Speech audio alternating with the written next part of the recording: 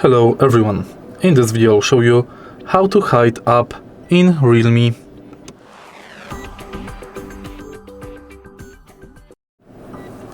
If you want to hide certain app on your smartphone, you can quickly do it by going to Settings and Privacy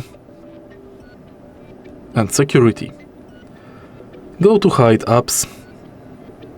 Enter your password or set up new password if it's the first time you are using this function. And now you can access hide apps via home screen or via dial pad. Select Add Apps and switch on apps you would like to hide.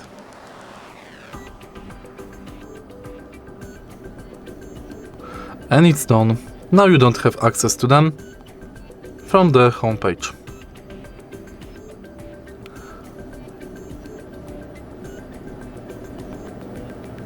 If you find this video helpful, please leave like, comment and subscribe.